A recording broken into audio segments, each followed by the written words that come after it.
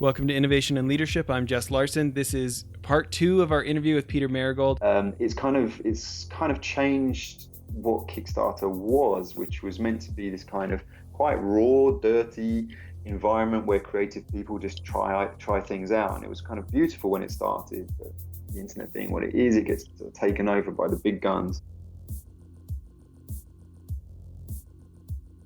If you missed part 1, go back and learn about FormCard, the Kickstarter campaign that he started with the great success of this bioplastic. Peter, tell me what the plastic is again. You mean specifically the polymer, No, just that it's or a you want me to it's a describe the it's a product? compostable. Yeah, Yeah. for somebody who missed the first episode, give us the Sure. 30-second on the card. So it's the handy pocket-sized card of meltable bioplastic that you can use to fix and modify the world around you. Simple as that. Handy DIY craft material. Yeah, and it's awesome because it fits in your wallet and you can just drop it in a cup of really hot Yeah, water and all of a sudden you're fixing something that normally you're out of luck with, right? yeah, Um, yeah. and like you guys have sold so many of them, you've had such good attention from like giving people a scope of the success of it. Can you give them just a little bit of a scope of how well it's gone? Wow. I'm not sure how you judge that. I guess how much money it made, but yeah, I'm on my 10th ton of material right now for sort of small credit card size objects. That's a lot of material. 10 Um, tons. 10 tons of material, which is quite crazy. We've got lots of molds on the go, lots of machines, Yeah. and we're selling all over the world. If there's any distributors out there in funny regions that we don't yet cover, get in touch. It's always interesting to Yeah. speak to. Where come to you kind of petermarigold.com, or Yeah, where 'cause, should they reach out to you? no, petermarigold.com is more from kind of my furniture and artwork. So if Okay. you drop a line, you can try Peter at formcard.com or hello at formcard.com, Okay. and I'll pick them up. But yeah, we have different distributors in different regions, and that's been, as a kind of artist designer, my background, it's been a huge learning curve, like how to work with distributors, what works and what doesn't work. We had the horror stories, we had hardcore rip-offs going on, and people trying to steal our website and setting up fake websites and trying to blackmail us, all kinds of stories. So it's been quite a roller Yeah, coaster. tell us one of those. Peter, you've had so many ripoffs and problems and horror stories. Can you give one piece of good advice now that you've been through a few of those? Yeah, so something that everyone should watch out for, particularly people doing Kickstarter, is that there are sort of fake, I guess real, but kind of underhand distributors out there looking for successful products, and they will buy up the domains around your product. And it's quite scary because it's really expensive to try and buy up all the domains. So I couldn't afford at the very start. I kind of invested everything in production, and the formcard.com website was super expensive. So I just went for .co, formcard.co. And then these underhand distributors around the world started setting up fake websites and contacting me and wanting to be my distributor in those regions. And they'd rip off the whole phone card website and have all of our photographs, and then kind of sort of strong arm me and try and force me to become their distributor. And one of them succeeded. He was very, very persuasive, and but then we got into proper legal situations with a guy in South Africa, who I blew out of the water in the end. But yeah, so you got to watch out for that, and don't, if someone comes up to you and says like, "Hey, I want to be," check them out first of all. Yeah, no kidding. It's interesting the extra things that come along that weren't expected, right? Yeah, yeah, And yeah. It's a steep learning curve. yeah, um, when you think about back to uh, back to some of the more fun parts or the more exciting parts, um, when it comes Yeah, to from idea to execution, ideas are a dime a dozen. The idea isn't the hard part. Yet, if you yeah, don't have a good enough idea, like proper execution on the wrong idea doesn't do you very much good either, right? yeah, yeah, yeah. Sure. So, in your mind, when it comes to a go no go decision, of am I going to pay the price to execute this? Is this really a good enough idea to be worth all of that pain that it Yeah. takes to actually execute something? What's that? how are you making that decision? What's that line for you? Well, this is a big difference in the old model and the new model. So the old model was you invest everything into a product and you do trade shows, you launch it, you get your manufacturers there, you get like really high quality prototypes. Maybe even start producing it so that you've got stock for shops and you kind of believe in something and you really pump your whole life into it. Um, Kickstarter crowdfunding is very different to that. You have an idea, you make a good prototype, maybe not even a prototype, maybe it's just a model. You put a video together that can cost a lot of money or it can be really cheap, but you just basically try and communicate the idea, and it's the most perfect type of market research you have. And if people like it, they place the orders, and you don't have to fulfill them on the spot. You say when it's ready, you'll get your order, and it's amazing. And I just it's the kind of model that every company had been dreaming of since the invention of products, I guess. Um, and for me these days, it's knowing that you don't have to make things and make millions of them. You can just try out ideas and see what people think of them. Um, Particularly, my friend Oscar Lehamit, he runs a business called Sidekick Creatives, who are working with Kickstarter, and they launched a platform called Quickstarter. And you can find that if you look within Kickstarter, and there's for products for campaigns that are very cheap, quick, under £500, and you have to make the video in a day on your phone. Now, you can still have a really high, your product can get a lot of money, but you're only asking for a small amount of money. It's this kind of quickness to it, and they're dirty campaigns. And there's something kind of pure and raw about that. And they're not, oh, you're not allowed to do any PR. That's another thing as well. So it's really just the idea, the video, and showing it to the world. And I think that's a positive move that Kickstarter are trying out. Wow. Mm, That's a different approach, right? Instead of yeah, trying to do everything you can behind it to get the yeah. idea is 100% on the strength of the idea. Huh. Exactly. And also like so much like Kickstarter became such a huge thing that something I talked about with Oscar at great length was how it's just been consumed by PR companies and how everyone expects their little idea to make $1 million or $3 million or whatever and to be the next cooler box or whatever. And it's kind of changed what Kickstarter was, which was meant to be this kind of quite raw, dirty environment where creative people just try things out. And it was kind of beautiful when it started. But the internet being what it is, it gets taken over by the big guns. And this Quickstarter platform within that, it seeks to readdress that quality, that rawness. Yeah. Well, we've talked a lot about entrepreneurship and those aspects of it. I'm interested to talk a little more about furniture design and art and some of these things, and Okay. how you feel like, or you think about what you've accomplished in that realm, where so many others have not reached your level of success and recognition in the galleries and the museums, and just gotten to that same level. What do you attribute? What do you attribute that to, or what do you think are some of the contributing factors of what you were willing to do that maybe other artists weren't willing to do? Time wise, or whatever it was. Oh God. Um, God, I can't remember. It's funny, I've done so. God, I feel suddenly very tired as I say this. I've done so much over the years, like so many exhibitions and so many objects and so many different things now that I guess that must be the answer. Um, I've always thought really hard about the things that I'm making, and I hope it means that when I give lectures and presentations on my work, and when I talk to people in galleries or talk to manufacturers or talk to different kinds of people, um, I'm able to really, express what the piece is about and what I'm thinking about, and I sort of genuine, I guess, passion for the things that I'm making. I do care way too much about the things that I make. So I don't know, I don't know what separates one person from Well, another. yeah, let's talk about furniture for a minute.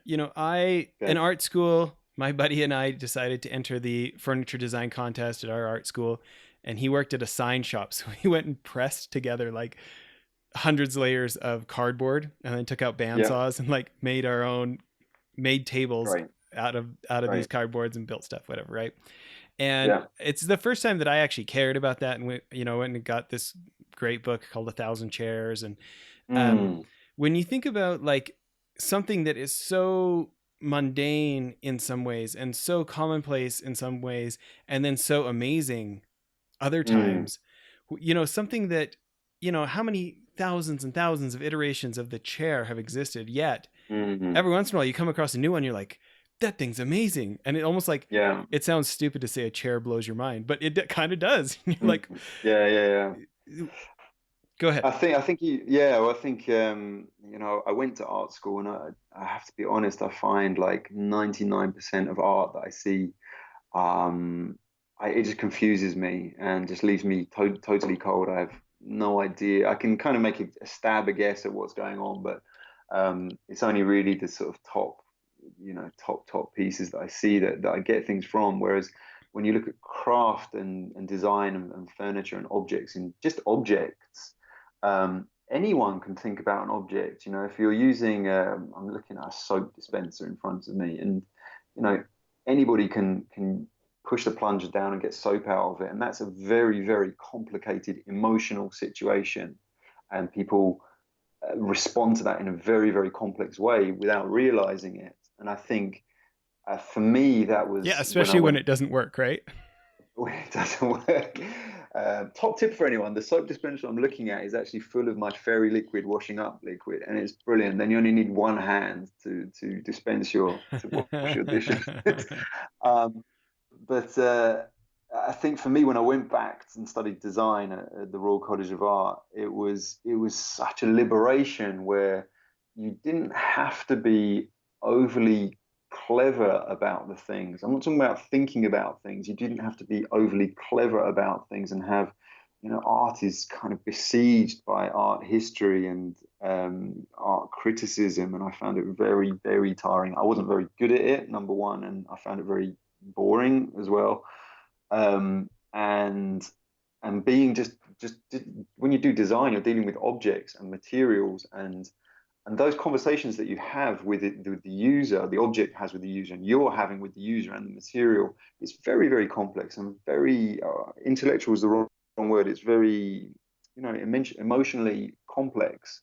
And those conversations are happening. It's not a dumb experience. And I think that's why people do see a chair and they can I'm really left cold by chairs. I do tables and shelves mostly. But you have like complex reactions to things. And I think that's interesting and as valid as an art experience, whatever that is. Yeah.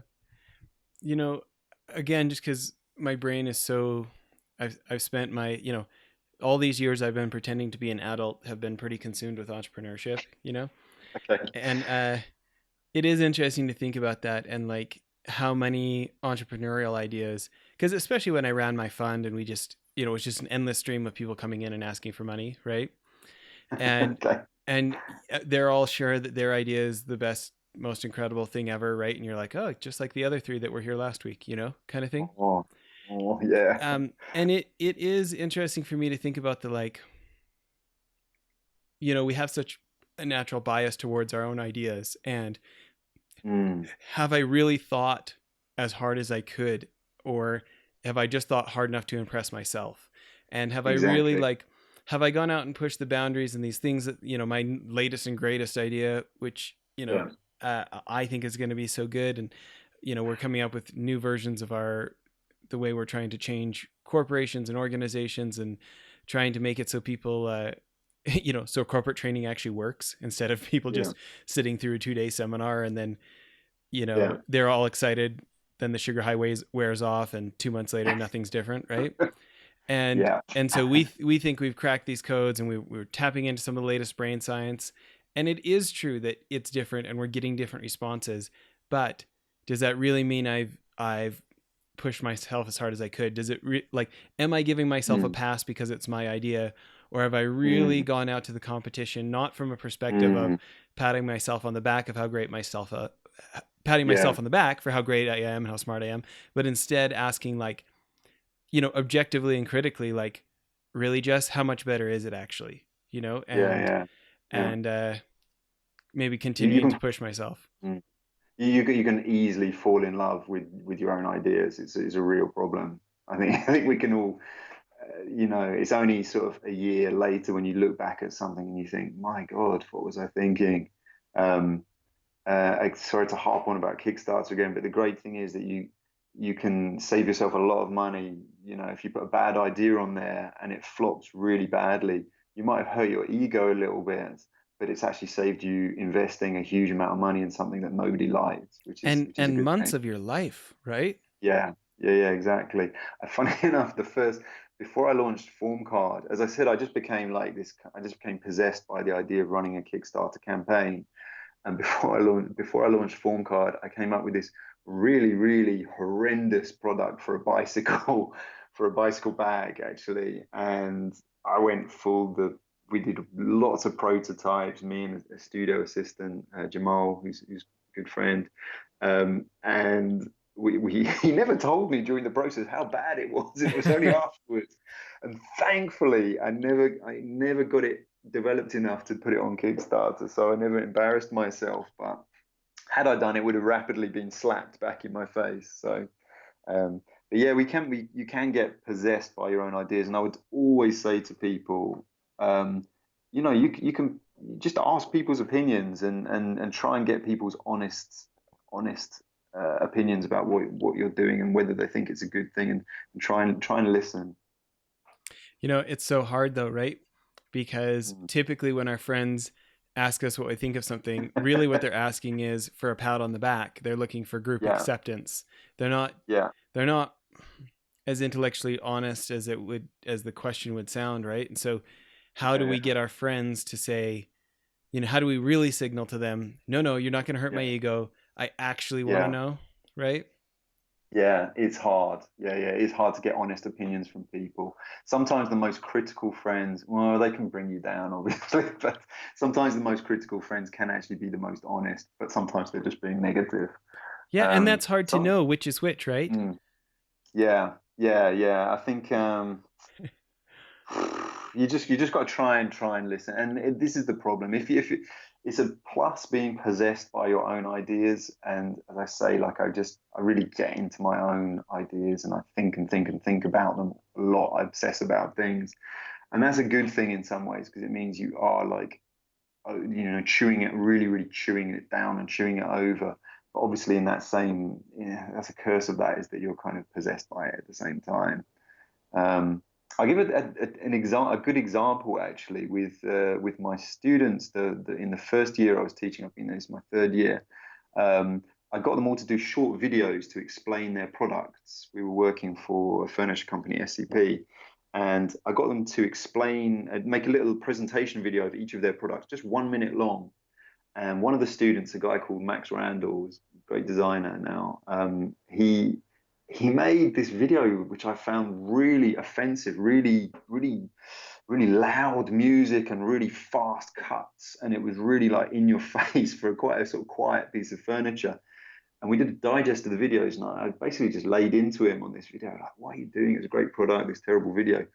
And we did a vote, and all the young students they loved it. Everybody else loved it, and that and and it was fascinating. And I just at that point, just from the numbers of people, the way it was voting, you just had to say, okay, I'm wrong. Like that video, like young people like that video. I still think it was terrible. Sorry, Max. But it's interesting if we're building something just for us, you know, like when I do get the chance to do art, a lot of times I'm doing art that I want on my wall, right? Right. Versus are you making something for others? And at that point, it's Yeah. more than just our opinion that matters if it's not just for us, right? Yeah. Yeah. It's funny. It's funny you should say that. Like I, thinking about that now, would never make a piece of art for myself. Um, I'm always thinking about other people. So I'm doing a show in New York soon, and I'm not. I would never have these things in my house. I would never make something so strange or complicated. And I think that's a kind of designer mentality where it's different to an artist, a designer mentality where I want to make something for a different situation and for a different person, um, to make someone else think about something. Um, I really like the objects, but for my home, I would just, yeah, I would not have something like that in my home. But it's interesting, right? That like, I remember I remember hearing somebody, earlier on in my entrepreneurial days, maybe 15 years ago, and or even a bit earlier, and they were trying to say something about like, if you owned a Ford car dealership, can you imagine driving any other vehicle? What would that be saying to your customers? And I'm like, are you kidding? If I had enough money to own a Ford car dealership, I would for sure be driving a Ferrari. Like, do you think that driving a Ford would somehow mislead anyone that it is better, it's going to be a higher performance vehicle than a Ferrari? Like, give me a break. You know what I mean? Like, it's okay to make stuff that's for other people. Like, I think there's a huge entrepreneurial advantage of solving your own problem, because then the product market fit, you're a good judge on it, right? Mm, But like, strange marketing messages. yeah, but like, it's an interesting thing to, I guess I do feel like there are so many problems when I'm trying to make something for someone else if I start relying on my own opinion, right?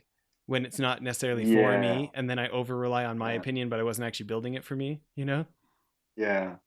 I have this weird thing that I'm actually really good at impressions, particularly of people that I know. I Okay. can really get them. And the way that that takes place in my mind, I have a very clear vision of what they're thinking, and I really kind of get people on certain levels, and I can kind of sort of regurgitate that what's going through their mind when they do this little snippet of whatever they're going to do at that moment. I think that's what impressionists do. I'm quite certain of that. It's sort of weird kind of like evil empathy of some sort. And when I'm thinking about a product, it's not so much, or an object in general, when I'm not so much thinking about me, I kind of get into the mind of someone else looking at it quite clearly, um, be that a small manufactured product or a piece in a gallery. And I'm usually sort of switching to that sort of, but like body switching. As I say, it's not for me. I'm not thinking about making something for me. I'm thinking about these people would like this Yeah, no, quite I clearly. I love it. It's like being a method actor, but just so you can think through the Yeah, design, huh? yeah, something like that. I love Yeah, it. funny. Well, we Funny. appreciate you making time to come on the show. Again, a big fan Great. of the things you've been inventing, and everybody should go to formcard.com or go to Amazon and buy their own. Thank Anything you. else as far as people connecting with you on social, or anything else you want to put out there? Oh my God. Anyone in New York? I've got a show there in January 10th. Where at? Please, Friedman Bender Gallery, which is a very nice gallery in Chelsea. And yeah, you look at petermarigold.com. You can look at my sort of quite diverse range of things I'm working on. Yeah, nice to chat to you, Jess. Really interesting to connect in with all different kinds of people. I love it. Thanks again. Thanks a lot.